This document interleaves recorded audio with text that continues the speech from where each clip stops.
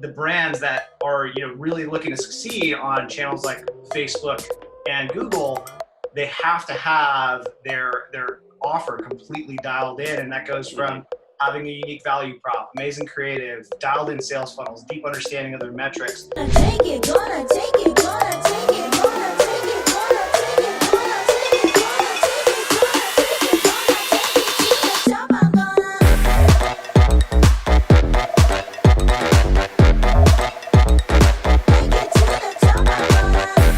Hello, everyone, and welcome to another Road to Ad World. Today, I am joined by the Jolly Brothers, Warren and Arjun of adQuadrant. Hey, guys, how's it going? Going well, Chad. Awesome. All good. So I'm going to try and dig into your background a little bit. You both have extremely interesting ways of starting on the same path, splitting off, then coming back full circle. Warren, you were the dropout of high school kid. You started SEO pre-Google, age 14. You're making more money than your parents combined, which is a story in its own. Arjun, you went the academic route. You graduated top class with your MBA. You always kept close, thanks to your brother Warren, to affiliate marketing industry, and then eventually coming back, like I said, full circle and partnering with Affiliate Media, which is your first agency in around 2006. Does that sound about right, boys, or did I skim over a few areas, I'm sure? No, it sounds about right. Nice. So I think that being said, like, you guys are worthy of maybe a deeper little chat into your background, because it is like three lives in one. Just listening to you guys talk about what you've accomplished within the affiliate marketing industry and now e-commerce is exponential. So I'd love to just have your guys' take on what were some of the, the early projects that you took on in affiliate marketing and how you got to where you are today. Warren, you want to kick it off? Yeah, absolutely. So I started my first business 96, 97, just learning SEO in the pre-Google days. It was way easier to get ranked back then. I was able to get, any keyword essentially ranked in the search engines within a couple of days. And I'm talking pre-Google in the context of Alta Vista, Lycos, Excite, Yahoo. These were all the search engines back then. So SEO is just really kind of opened my eyes to the internet marketing world, and I got really fascinated by it.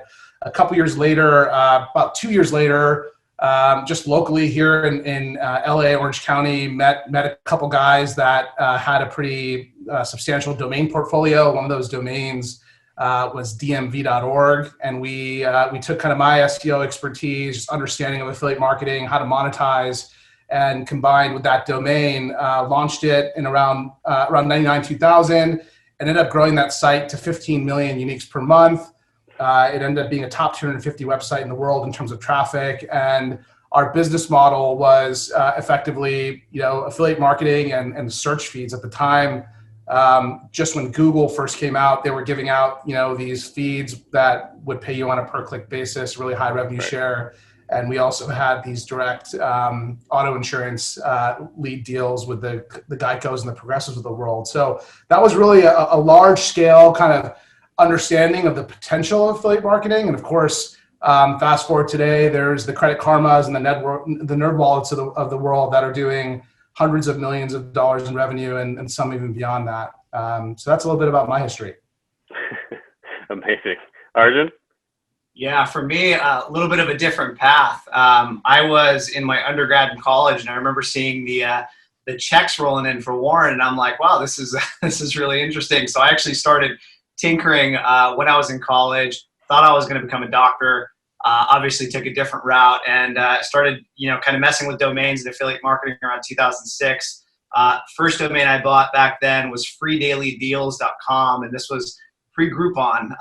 So I was kind of doing some, affiliate coupon offers back then, and then joined forces with Warren in 2007 and kind of went deep into more of the product development side of the house, really going into, things from conversion funnels to tracking platforms and also online communities and publishing properties. So that's kind of where I built my focus and expertise. That takes us so let's call it just affiliate media in 2007, was it? Yep. And so from 2007, like, you guys, I know you even danced around in the conference business. You owned and operated iGaming or IGB. What was it? Yeah, IGB affiliate.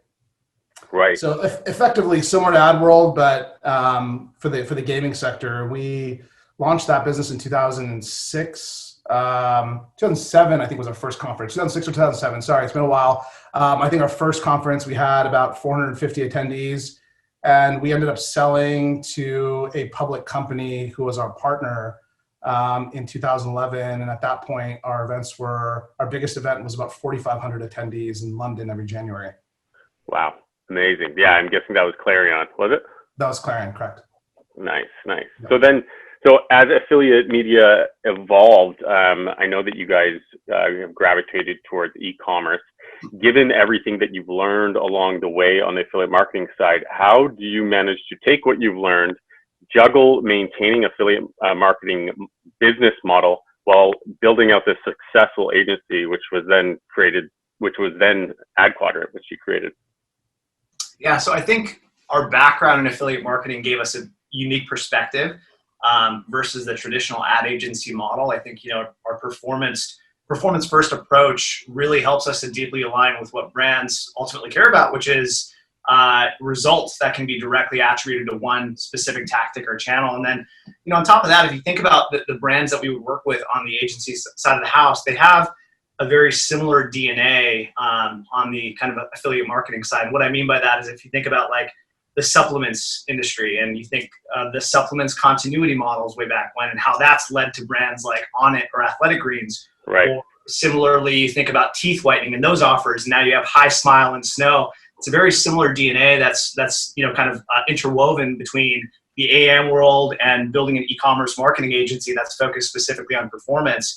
And the brands that are really looking to succeed on channels like Facebook and Google, they have to have their offer completely dialed in, and that goes from having a unique value prop, amazing creative, dialed in sales funnels, deep understanding of their metrics, really the same types of things that affiliate marketers would care about when they're evaluating an offer. So there's a lot of similarities between the two, but it really starts with that performance mindset.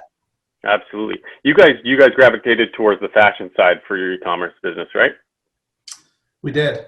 Yeah, it was not intentional, to be honest, but we ended up, really thinking about what categories we believe are a good fit for social. That was our DNA when we started adQuadrant, because we were, dabbling, I would say, pretty heavily as affiliates in the social sector before kind of brands figured it out. But the fashion entry was pretty fortuitous for us because it allowed us to partner with a massive brand during a interesting part of their life cycle, and kind of helping them grow while learning what it takes to truly build a successful e-commerce business at scale was very, very, I think, informative and interesting for us as well as educational. Yeah, and are you able to share the brand that you're working with? Yeah, it was Fashion Nova. Mm-hmm. And so when they came to you, what was their status at that point? Like what were your immediate things that you could work on with them right off the gate? Yeah, so their status was they had timed influencer marketing on Instagram absolutely perfectly. So they started doing deals with influencers on Instagram in 2013, 2014. Obviously pre even Facebook acquisition, and the use case for us was really helping them with two primary things. Number one, launching prospecting on paid media channels, such as Facebook, not just running influencer and remarketing that traffic. And number two, a better lens and understanding around measurement and attribution. So how helping them understand how to quantify returns from these various efforts rather than just looking at it as, okay, we paid Kylie Jenner $100,000 and we got 400,000 in sales. Well, yes and no. When you start adding in paid media channels in addition to influencer, you've really got to understand how to bifurcate that data out and give appropriate credit where credit's due. Absolutely. And then, so was that your first client, Fashion Nova? That was our second e-commerce client. Our first one was much smaller, but not a brand that I think most people would know and recognize. But yeah, it was pretty early. And again, for us, we were unique in the sense that we understand performance marketing extremely well. We were out sort of understanding what are the right verticals for us to partner with, and they just happened to come across us from a mutual friend and relationship with the CEO pretty early in that life cycle. Wow. Yeah. What amazing lead to land on your desk. Yeah. With the, like, because of the two of you have such different, diverse backgrounds, when you come together, what really allows you to balance things out when you're building adQuadrant to the agency that is today? Like, I know you have both different specialties and focuses. How do you guys find that balance between the dynamics between the two of you? Yeah, I think, to answer that question, Chad, it's really understanding each other's strengths and playing to them. So Warren and I have very much of a divide and conquer mentality where we recognize each other's strengths. We know, how to kind of play to those. And we also have this high level of trust with each other to strategize and execute within our specific areas. And since our, kind of skill sets and our backgrounds are so different yet similar in many ways, we're also able to challenge each other and kind of make the best decisions in a very healthy way as well. So it's really interesting to see that dynamic and work. We've heard that from our team members before. In terms of the structure of our company, we have dedicated teams. So we've got our agency team that focuses on our agency work, and then we've got our team that focuses on our affiliate offers, and we keep those as separate as possible just to make sure we manage against the metrics, the resource allocations, and things like that. Creative and dev is a little bit of a different ballpark because that's more of our shared service. So it's kind of a tap in and tap out as needed to make sure that whether we're working on agency clients or our affiliate offers, they're tapped in to ensure that things are performing as they should. Yeah. No, so how actually does that work with your shared services? Is it depending on the budgets that you have on the clients that kind of allocate the time and the resources that get brought on from the dev and the designer side? Yeah, it's budgets, it's opportunity, it's really kind of the problem, if you will. It's dependent on a numerous variety of factors, but from the efficiency side of it, it really comes down to very, very tight project management and kind of traffic policing, if you will, internally in terms of which resources go where. But it does come down to budgets, opportunity, and really just which are the biggest problems that we need to solve internally from a creative and dev support standpoint. Yeah, makes sense. How big is the team at this point? We are just north of about 30 people. And we're all 30 of the staff within the same office pre-COVID? Yeah. We had a couple team members that were kind of in office a couple days a week because they live up in LA area or things like that. But everybody was in-house, and now we're going completely digitally centric with our model since COVID's hit. So it's been a lot of fun to make that transition. What has that been like for your team? Like for us at iStack, we've been virtual since the day I started, and everyone kind of finds their sea legs differently, but ultimately we all enjoy it after we get used to it. What has it been like for the transition on your side? Yeah, it's been easy actually, and I think the reason it's been easy is because we had a flexible working model prior to COVID. So we had this model where we allowed people to work from home, etc. So everything was kind of built to support it. But when COVID hit, we basically, initially when we were mapping out what we were going to do and how it was going to work, I sat down with the team and I said, hey, we need to make sure that we're building this with the intention of 2 weeks, but I want to make sure it withstands at least 30 days. So, lo and behold, 5 months later, here we are still going completely digitally centric, and it's been working really well. Amazing. Yeah. No, so you've seen a lot of the positive spin. The feedback has been good so far? Yeah, it's been great. I mean, ultimately, it allows people to be, around the people and the places that they love. So It's been really cool to see that. I think the challenge, obviously, is that, if we wanted to do an in-person event like a happy hour or something like that, there's still some challenges there because of COVID. But overall, the team is, doing great. They're really tight. Culture is still really strong. So it's been a pretty good transition. Nice. Well, it's good that we have the business operations track for AdWorld, because we'll probably dive in a little bit deeper with you, Arjun, on that. For the media buyers of the audience, I want to shift towards traffic. And I know from just chatting with you guys over the years now, I guess, like you said, you were social forward. And then whenever a new traffic source comes into play, like Snapchat or TikTok, you're very much the first ones to kind of enter and play around with it. How do you test out new traffic sources when they come to market? I mean, for us, it's very simple. We're always on the lookout for new traffic sources, and especially those that can offer some level of competition to the big boys, right? So like from an opportunity perspective, it's just so much different on these newer platforms. And I think for any existing brand that's spending money elsewhere, we'll typically test any traffic source with warm audiences, as it gives the platform and the pixel on the platforms an opportunity to season much faster with less waste. And then we'll flip on prospecting. I think a lot of times marketers will enter, a new channel like Snap or TikTok and say, well, we're just going to go out and prospect there, right? Because prospecting's worked so well for us on other channels. Well, you have to keep in mind, these new platforms don't have the same sophistication and maturity as the Facebooks and the Googles of the world from an AI and audience and insights perspective. So, retargeting is a hack, and we've seen a lot of great success with that. We always get a rep as well. So for us, it's just about, hey, if you can get a rep on some of these newer platforms, smaller platforms, they're hungrier. Typically, they want to take business away from Facebook and Google. So make that, a key focus area for anyone who's thinking about those channels. And lastly, competitive intelligence is everything, right?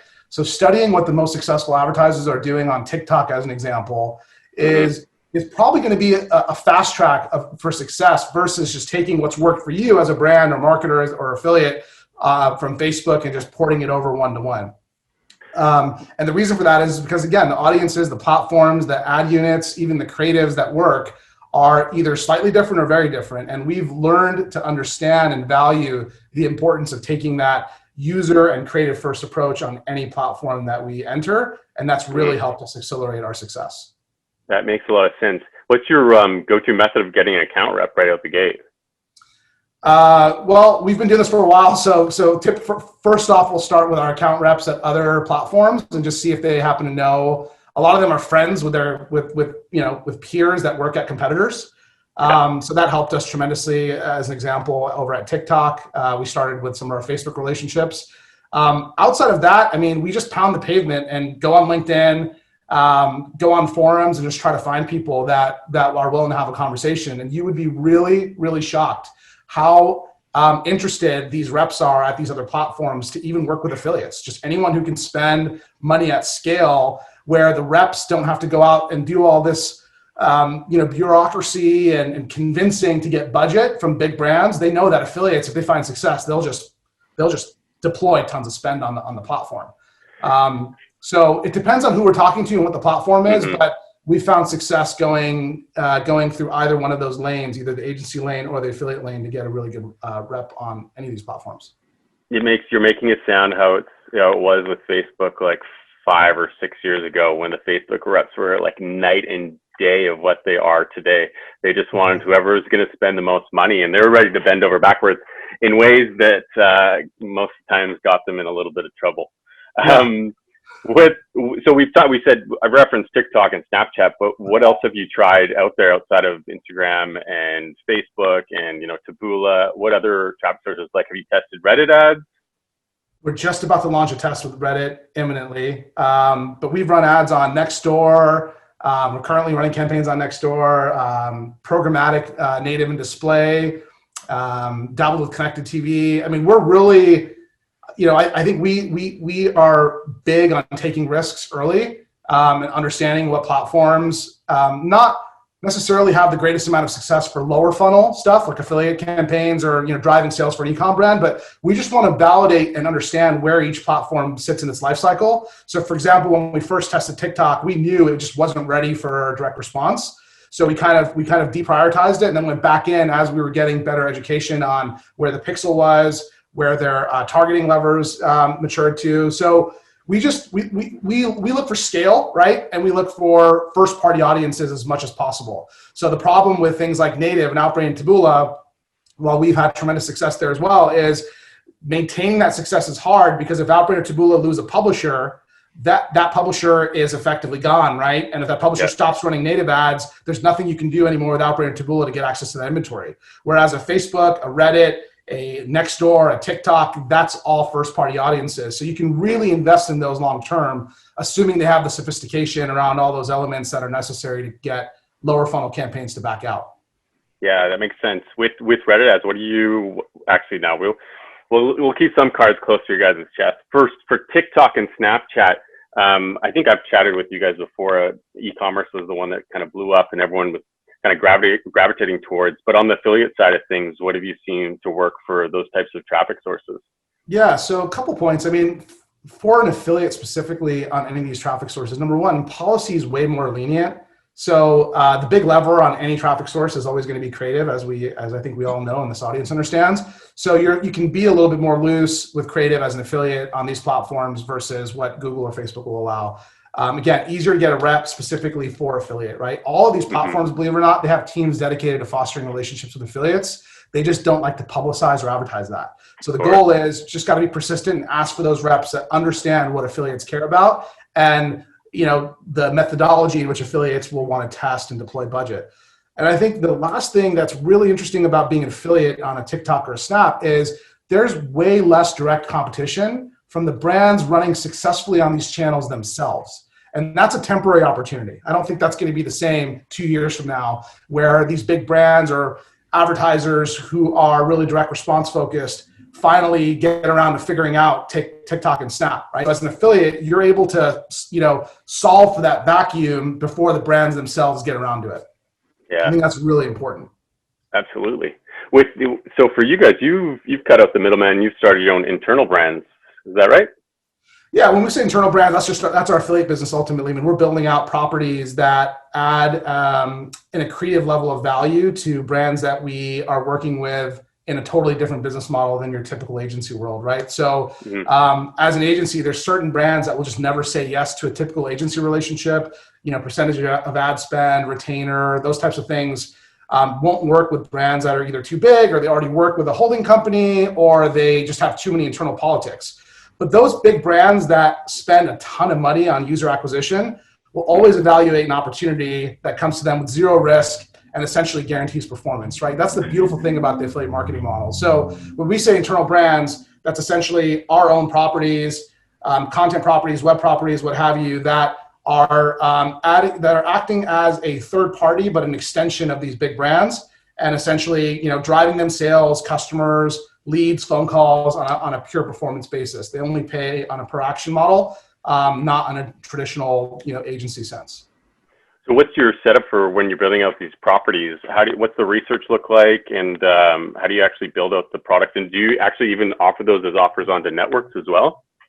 We don't offer them on the networks. We're all internal. So everything we do with those properties and working with our partners is just 100% fulfilled internally. So if we want to go out and launch, native as a channel, we'll literally just go out and build that native team for those third-party offers and never bring it outside to any third party. For us, I mean, it's a fully resourced strategy, right? So we are building, content, we're building the user experience, and we're building the actual creative. Everything that goes into connecting the dots between those audiences and those larger brands is done internally by our team. But what we do that's different, and I think this is where a lot of affiliates make mistakes, is we carefully select who we're going to work with against a performance matrix. And so what that allows us to do is go narrow and deep with a few partners rather than superficial and super wide. We're not looking to go out and have 50 offers running at once. We'd rather have 5 running at once that are each have the potential to get $1 million, $2 million, $3 million a month in terms of revenue. So we're really trying to identify much larger customers who have serious appetites. That makes sense. We also don't believe in cannibalizing our partners, right? Some affiliates, I think, try to brand bid or build audiences that will eventually just create a short fuse, right? So we're really trying to figure out where can we be additive, how can we complement their internal efforts, and how do we really make sure that we can be a side-by-side partner with the brand and help them fill voids for the long term rather than just short-term quick buck. Yeah, that makes a lot of sense. Arjun, on the agency side of things, obviously we've talked about how you guys started off affiliate, you went to the e-commerce side of things, and now you guys have actually gravitated back mainly towards the affiliate side. If you can't tell through this conversation, you guys have managed to scale really quickly to the 8 figures annually mark. What has it been that's kind of attributed to the second wave of massive growth for you guys on the agency side? Yeah, I'll take that one. I mean, I think for us, Chad, it's really simple, right? We've built out this infrastructure that effectively is full funnel, right? And so we've done that, primarily with the agency business, really understanding, allowing us to test and evolve into this machinery that we've built today. And so for us, they're very again, complementary to each other. We're able to leverage our shared resources team, our shared services team rather, our representation at Google on the affiliate side is the same effectively. It falls in the same tree as our agency business. So we can enter into an affiliate relationship with a brand and bring them, the expertise that our team has, top tier representation, sometimes even free ad credit, right? We're bringing into that relationship, things of that nature that as an affiliate only starting out, you really don't have access to those assets and that combined buying power, if it makes sense. So we feel we feel that both sides of our business are very necessary to each other. They're very complementary. They fuel one another, and we're able to share internal learnings in terms of when we learn a traffic source like a next door as an example. That's knowledge that we have on either side of our business, and we can apply it where we see fit. What we don't do is we don't share information between clients on the agency side and affiliate categories that we operate in. So those are very different. Our agency business is very e-commerce focused. Our affiliate business is very lead gen focused. So the verticals, the customers don't overlap. We like to keep things very separate. And we think that's important from an integrity perspective as well. So that's kind of how we've separated things, but also tend to benefit from each other. Yeah, in order to leverage one over the other. You guys have come so far over the years, and just saying how much you've been able to leverage every step of the way to get to where you are and to continue to scale your business. I like to ask you this as the final question. If you were to start completely over, where would you focus? Would it be e-commerce? Would it be affiliate marketing? Or would it be something completely different? For all the digital marketers that are just starting out right now, what would you suggest? Yeah, so we thought about this question because this is a really important point for anybody entering the sector. For me, it would always be affiliate marketing. And the reason for that, Chad, is because when you're starting out and you're an up-and-comer and you have limited capital and potentially limited resources in terms of you're trying to do this yourself or with a really small team, affiliate marketing gives you that opportunity to be nimble, agile, and test, right? You don't need to invent the coolest product. You don't need to stock inventory. You don't even need to have employees, right? You just need to learn ad compliance, learn media buying, and learn how to build kick-ass creative, and then just test, right? Then you can decide once you have that data, do you want to launch an agency? Do you want to be a brand owner? Do you want to build software, or do you just want to stay in the affiliate lane? So again, the goal is to be, is to just be hyper agile, not have a bunch of capital tied up into something that you might personally really believe in, but you don't have any data to actually validate or back that up with. And I think that's really probably the best piece of advice I can share. But I'll turn it over to AJ and let him share his thoughts as well. Yeah, it's interesting because of the state of the world today, right? And Warren and I have run businesses through the last recession, so it's one of those situations where if you look at that last period, you had companies like Airbnb and Uber that actually came out of that, right? So it's very much a kind of pressure creates diamond scenario, and I totally agree with what Warren's saying in terms of affiliate marketing as the initial way in to test and figure out what's working. But from there, it's a matter of once you figure out what's working, just be ready to go hard, be ready to fail, and don't give up too soon because you might have that diamond not too far away. Absolutely. And I mean, with affiliate marketing, a lot of the skills that you're learning out the gate are extremely transferable elsewhere too. So as you kind of do that slow build over time, like you guys have witnessed, at the end of it, you could have something, even a sellable asset down the road, or, you can pivot between affiliate marketing, e-commerce really quickly. So there's a lot of opportunity just getting that base level of skills dialed down. And I know that your guys' thoughts on where you should start from scratch is going to please a lot of the affiliate marketing crowd in the audience for sure.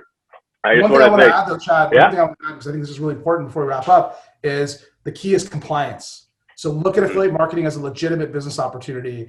It went through these, I've watched it personally over the last 20 plus years, so I can say this. It went through this evolution of at one point being really kind of, a dirty word, right? And it got turned upside down. But today where affiliate marketing sits, it's so much immense value can be created for brands. And anyone who's entering the sector just needs to approach it with that long-term mindset. You can build a real business, like you said, a real sellable asset. Look at the Penny Hoarder, look at NerdWallet, look at Credit Karma. These are all affiliate models and businesses that are doing significant revenue, but also have created a tremendous amount of enterprise value and an asset that is truly sellable. So sorry for going a little over, but I just wanted to share that because I think that's a really important point to understand where affiliate marketing is today in 2020 versus where it's been over the last 20 years. Yeah, I completely agree. Ever since I started in the industry, I think there's been this ongoing tug of war battle against the term affiliate marketing, and you know what, rightfully so in a lot of ways. There's been, there's the tarnished side, but then there's the side that's doing actually a lot of good, like you said, building enterprise value. The companies are endless that have been the foundation has been built on affiliate marketing, and all you have to do is a quick Google to see all the companies that have really grown based off that foundation. So affiliate marketer is that should be a name that you can wear proudly. And I think this next phase of affiliate marketing industry is really going to be the brighter one, the more white hat one, the one that companies are going to be looking for affiliates and not us kind of knocking on their door to gain access to their offers. Exactly. You guys, thank you so much. This has been super informative. I know that the audience is going to really enjoy it, and I know that it's going to get them really excited to watch both your talks individually at AdWorld November 2nd and 4th. I just want to say thanks, guys. Thanks for joining. Thanks, Chad. Excited to be here.